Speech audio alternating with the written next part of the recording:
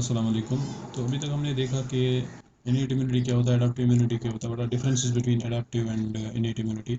इसके बाद adaptive immunity के टाइप्स आते हैं, जैसे ह्यूमोरल इम्यूनिटी और सेल मीडिएटेड इम्यूनिटी। उसको करने से पहले we must know these things, we must know some structures of the cells which are just what I say used in this immune response and all that.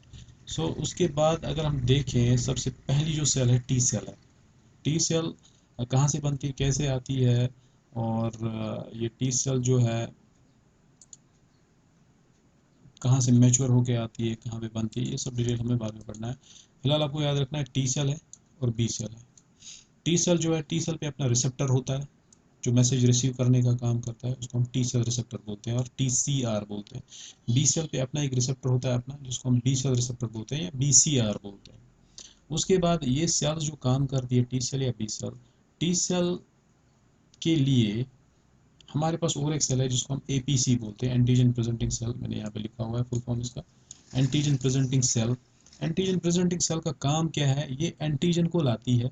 कोई antigen होता है, कोई antigen है, antigen को एनगल्फ करेगी, उसके बाद उस एंटीजन को प्रोसेस करेगी। प्रोसेस का मतलब उसका ब्रेकडाउन स्टार्ट करेगी। ब्रेकडाउन जब होगा लाइसोसोम्स में, तो ब्रेकडाउन जब होगा इसका एंटीजन का, तो इस एंटीजन के कुछ पार्ट्स होते हैं जिनको कुछ मॉलिक्यूल्स के थ्रू डिस्प्ले किया जाता है सेल पे।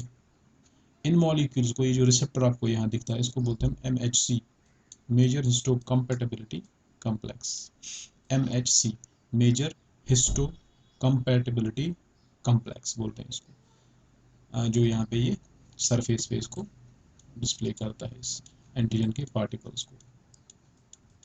और एंटीजन्स के पार्टिकल्स जब डिस्प्ले होते हैं, इन एंटीजन्स के पार्टिकल्स को फिर एक पर्टिकुलर टी सेल रिकॉग्नाइज करती है, जिसपे अपना रिसेप्टर होता है, टी सेल रिसेप्टर मैंने जो बोला, और फिर इस एंटीजन को प्रोसेस किया जाता है, ख़त्म किया जाता है, डिस्ट्रॉय किया जाता है। इसके खिलाफ इम्यून रिस्पॉन्स मिलता है। यहाँ पे होता कैसे है, जैसे हमारे पास ये MHC मॉलिक्यूल है इस पे, इसके अलावा और एक मॉलिक्यूल है इस सेल पे, जैसे हमारी टी सेल है, इस सेल पे और एक मॉलिक्यूल जिसको हम CD मॉलिक्यूल बोलते हैं। CD4 होता है, CD8 होता है, क्लस्टर ऑफ डिफ्रेंसिएशन जिसको हम बोलते हैं, क्लस्टर ऑफ डिफ्रेंसिएशन CD। तो ये जो मॉलिक्यूल है, ये क्या काम करता है, ये काम करता है रिकॉग्निशन का। CD मॉलिक्यूल जो है, ये रिकॉग्निशन का काम करता है। रिकॉग्निशन का मतलब यहाँ पे मैं समझाता हूँ आपको, ये काम करता है as a marker, identification and characterization of leukocytes. मतलब ये ल्यूकोसाइट्स जो हमारे पास है, WBCs, जो लिम्फोसाइट्स, मोनोसाइट्स वगैरह सब, ये उन पे किस टाइप का CD मॉलिक्यूल प्रेजेंट है, उनको उसी के अकॉर्डिंग कैरेक्टराइज किया जाता है। जैसे CD4 है तो T हेल्पर सेल है, CD8 है तो T साइटोटॉक्सिक सेल है। तो ये जो CD मॉलिक्यूल है, क्लस्टर ऑफ डिफरेंशिएशन, आपको याद रखना है, ये आइडेंटिफिकेशन के लिए एक मार्कर का काम करता है ये, for identification and characterization of leukocytes. अब इसके बाद क्या होता है, ये मैंने बताया आपको एंटीजन कैसे प्रेजेंट होता है, इसको हम एंटीजन प्रेजेंटिंग सेल बोलते हैं या APC बोलते हैं। ये एंटीजन प्रेजेंटिंग सेल एंटीजन को प्रेजेंट करती है through MHC molecule, major histocompatibility complex. वैसे बी सेल होती है, बी सेल पे भी एक रिसेप्टर होता है जिसको हम बी सेल रिसेप्टर बोलते हैं। इसके बाद इसके बारे में हम बाद में बात करेंगे अच्छे से, बी सेल रिसेप्टर के बारे में। उसके बाद अगर हम देखेंगे एंटीजन क्या होता है और इम्यूनोजन क्या होता है, what is difference between the two. ये एक एंटीजन है, मानो आप, दिस इज एन एंटीजन, जो मैंने यहाँ पे बनाया है ये डायग्राम, ये एंटीजन है। एंटीजन का मतलब होता है कोई सब्सटेंस जो इम्यून बॉडी में जाएगा, इम्यून सिस्टम के साथ बाइंड करेगा। अब ये इम्यून रिस्पॉन्स, इम्यून सिस्टम जो है इसके खिलाफ इम्यून रिस्पॉन्स दे भी सकता है और नहीं भी दे सकता है, उसको एंटीजन बोलते हैं। एंटीजन एक ऐसा मॉलिक्यूल है जिसके खिलाफ इम्यून सिस्टम इम्यून रिस्पॉन्स दे भी सकता है और नहीं भी दे सकता है।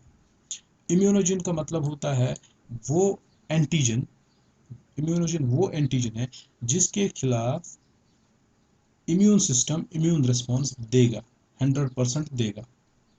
ठीक है। अब ये इम्यून रिस्पॉन्स किस चीज़ के खिलाफ मिलता है, ये हमारे पास एंटीजन है। यहाँ पे एंटीजन की बहुत सारी, मतलब ये है, एंटीजन का बहुत सरफेस एरिया है। इस सरफेस पे इसके कुछ मॉलिक्यूल्स होते हैं, जैसे ये हैं, ये मॉलिक्यूल है, ये मॉलिक्यूल है, ये मॉलिक्यूल है। इन मॉलिक्यूल्स को हम एपिटोप्स बोलते हैं। क्या बोलते हैं? एपिटोप्स,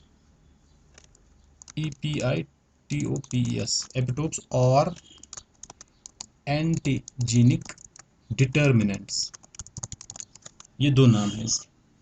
जो ये एंटीजन के ऊपर होते हैं ये मॉलिक्यूल्स, ये वाले मॉलिक्यूल्स, दीज मॉलिक्यूल्स, इनको हम एंटीजेनिक डिटर्मिनेंट्स बोलते हैं या एपिटोप्स बोलते हैं।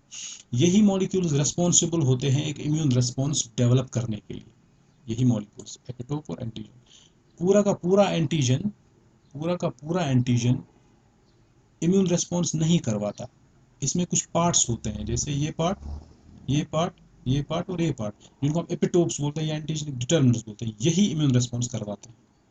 तभी इसको प्रोसेस किया जाता है सेल में, जो मैंने यहाँ पे बताया आपको, प्रोसेस किया जाता है एंटीजन को।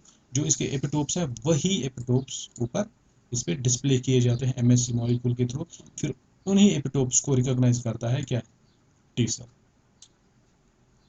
इतना समझ आया? अब मैंने यहाँ पे बताया एंटीजन जो है, एंटीजन एक इम्यून रिस्पॉन्स दिलवा भी सकता है, इम्यून सिस्टम को एग्रीवेट कर भी सकता है, नहीं भी कर सकता। इम्यूनोजन जो है ये 100% इम्यून रिस्पॉन्स एग्रीवेट कराएगा ही कराएगा। हम ये भी बोल सकते हैं all immunogens are antigens but all antigens are not इम्यूनोजेंस।